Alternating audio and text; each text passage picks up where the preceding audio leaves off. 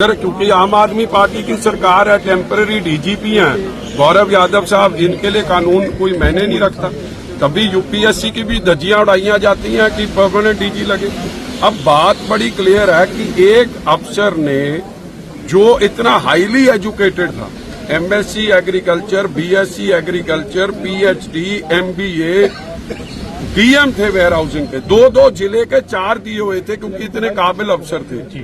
उस अफसर को मजबूर क्यों कर दिया इतना खुदकुशी करने के लिए? उसने अपनी सारी बात, चिट्ठियां सामने आ गई हैं। डीसी को चिट्ठी लिखी कि सीएम साहब के नोटिस में ले आओ, भाई मेरे को मंत्री तंग कर रहा है, परेशान कर रहा है, करप्शन करने के लिए मेरे को मजबूर कर रहा है कि मेरे को दो, ये गलत है।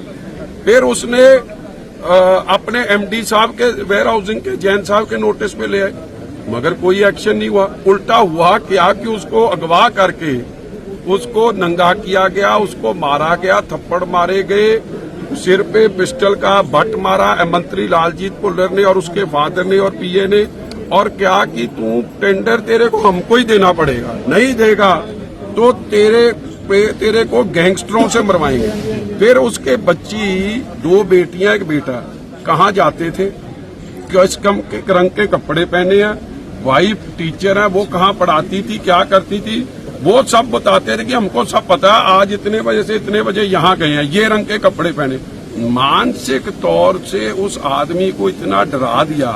और उसके हालात देखो फिर क्या बने जब मंत्री ऐसी बातें करे कि मैं गैंगस्टर से मरवा दूंगा, तो तेरी घरवाली इस वक्त इधर गई है, तेरे बच्चे इधर गए हैं। वो घबरा गया। घबराने के बाद उसने अपनी फैमिली को बताया, अपने सीनियर अफसर्स को बताया, मगर जब कुछ नहीं हुआ तो आखिर में उसने ये दुखदायी स्टेप लिया। और मेरे को अब बता रहे थे फैमिली के मेंबर कि जब हॉस्पिटल भी लेके गए ना, उसने डॉक्टर का हाथ पकड़ लिया ऐसे कि मेरे को बचाना मत।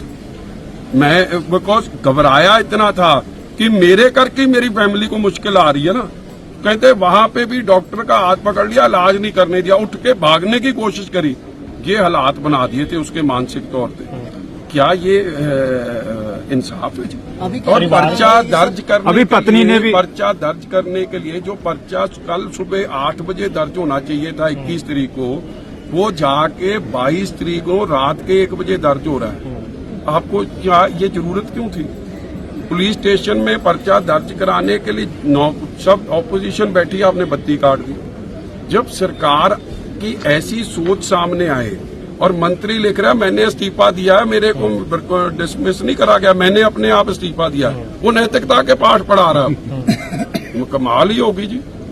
जिसको डिसमिस करके अभी तक अरेस्ट हो जाना चाहिए था, वो अरेस्ट नहीं हो रहा। इसलिए परिवार पे आज कमिश्नर पुलिस है मिस्टर भुल्लर, डीसी है, प्रेशर बना रहे हैं कि आप संस्कार करो जी, आप पोस्टमार्टम कराओ जी।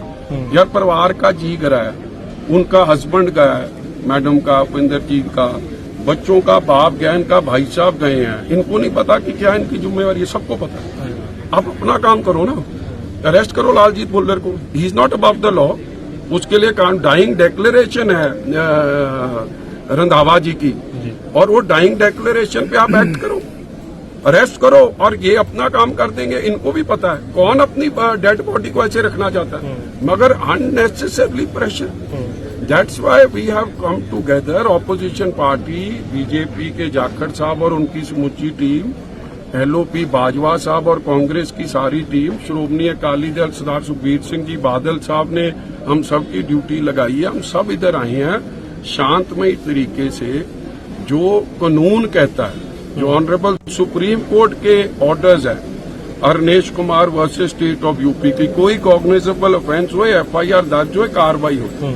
डाइंग डिक्लेरेशन जो रंधावा साहब डीएम साहब की है, उस पे लालजीत भुल्लर, सुखदेव सिंह भुल्लर, उनका पीए, जिन्होंने उनको घर पे टॉर्चर करा गया, उनके कपड़े उतारे गए, सिर पे पिस्टल का बट मारा, गैंगस्टर्स की बात करके कि तेरे बच्चों को, तेरी फैमिली को मरवा देंगे, उसको पकड़ के इमीडिएट अरेस्ट हुए। और जांच अगर भगवंत मान पुष्टपनाही नहीं कर रहे हैं कि लालजीत भुल्लर की मदद पे नहीं है, फिर सीबीआई को दे दे।